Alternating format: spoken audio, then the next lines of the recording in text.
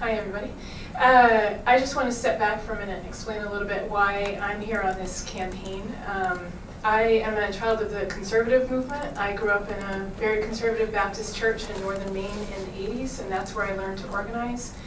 And the brilliance of the church was that we were organizing around abortion and prayer in schools, but it wasn't just focused on Washington. It was focused on our local community. The first public event I ever organized by myself was in high school. I organized prayer around the flagpole in an effort to get prayer back in schools. And the brilliance of that movement was that they realized for everyday people to be involved, the issues need to connect with our values, and we need to have a very local way and a meaningful way to get involved at the local level that isn't just forwarding emails to our congresspeople in Washington. So I went on to become a community organizer, worked for a faith-based organization like the one that Barack works for in the south side of Chicago. I was in Lowell and Lawrence, Massachusetts, which are old industrial cities. Those jobs have been leaving. One of the campaigns that we worked on was trying to get the old mills where the jobs had left were being turned into luxury condominiums in Lowell. And we were trying to get some affordable housing mixed in with the luxury condos. And so my first experience building a real leadership team was in Lowell, bringing together a white Catholic priest and a Latina social worker and an African American hospital worker and some of the people who lived in that neighborhood where the condos were being turned into, the mills were being turned into luxury condos. And we had a series of meetings with the city manager and city councilors, and it was very tedious, and it took a very long time. And that was sort of coming to a close last spring, and I realized during that time that it matters a lot who's sitting on the other side of the table, and whether our elected officials can listen to ordinary people and their concerns and understand where they're coming from. So I was looking for a place where that was happening, where there was an effort to get change at the top, from the top down and from the bottom up at the same time. And so I started volunteering in South Carolina and went to some of the House meetings with organizers, went to some of their one-to-ones, and saw that Jeremy recognized and the organizers recognized that the awakening it takes for people to take on the responsibility of really being citizens is not something that happens at a mass level. It's something that happens one living room at a time, one kitchen table at a time. And this campaign was investing in that effort to help people like Grace awaken to their role as citizens and their power as citizens in this country. And so then I was hooked and got sucked further and further into the campaign and saw what could happen in South Carolina, and then we sort of got caught up in the momentum of the primaries. And then after Pennsylvania, Jeremy said, so there's a fellows program that we're going to launch this summer. Do you want to come to Chicago? And I was like, of course. This is going to be the biggest organizing school possibly in American history. What do we do with it? So in April, an email was sent out by Carolyn Kennedy inviting people to become organizing fellows, and over 10,000 people applied to be organizing fellows, which is no small commitment, 30 hours a week, volunteer work for 6 weeks. So we were a little overwhelmed by that response and had to organize some more help getting interviewers, and Buffy Wicks was in charge of the interviewing process. And we interviewed over 4,000 applicants and accepted 3,600.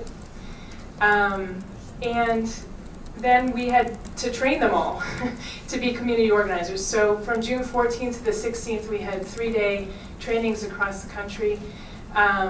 And the question was, what do we train them to do? Do we just train them to canvass? Do we train them to phone bank, because that's the traditional political model? Or do we really invest in training them as organizers?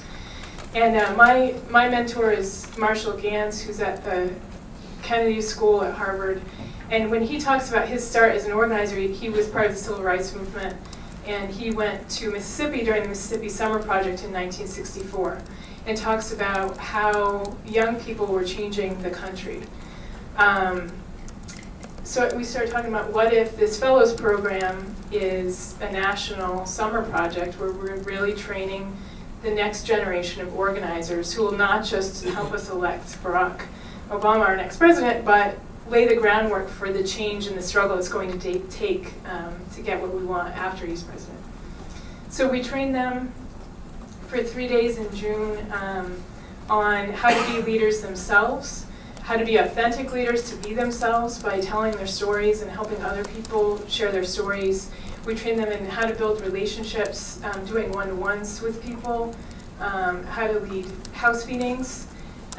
We train them in how to do voter registration because we have this 50-state voter registration project. And I'm proud to say that the state that I'm in now, Georgia, had the best training in terms of voter registration. They registered 1,200 people in one day, those fellows in Atlanta. And then we put them in teams to go out and work together. And they were sent out with the mission of 2 weeks later having Unite for Change house meetings all across the country. So on June 28th, our organizing fellows in the states that they were in helped us hold over 4,000 house meetings in people's backyards, in people's living rooms, where people like Grace were inviting their friends and family, their people from church to their houses to do what used to be truly American. Sit around and talk about what do we want for our families, what do we want for our countries, for our country, and what is our responsibility. And so leaving that June 28th, fellows across the country have continued to hold house meetings and organizational meetings and participate in voter registration. And we're going to see a video in a second of one of the fellows in Ohio, but I just want to tell you about one of the fellows in Georgia, because these fellows aren't just college students who are looking for something to do this summer. They're teachers and airline pilots and firefighters and people who've decided that they're willing to take the risk and make the sacrifice it's going to take to change our country. And one of those people is Joan Hamby Burrows, who's in Columbus, Georgia now. She grew up in Birmingham, Alabama in the 50s, and she participated in the Selma March with Martin Luther King, and left politics for a long time after that, was very disenchanted, and felt like she didn't have a voice. And this is the first time that she said that she has felt the power to be involved in something that has potential to change the country in the way the civil rights movement changed the country. So now she commutes back and forth from Alabama to Georgia every week to work as an organizing fellow in Columbus. And she hosted an organizational meeting with over 100 people in Columbus Thursday night, where she was doing the work that, for the first time in 40 years, that she did as a member of the Student Nonviolent Coordinating Committee in the 60s. So these are the people who are going to be hopefully electing our next president and changing our country, and Joe is going to show a video of one of them.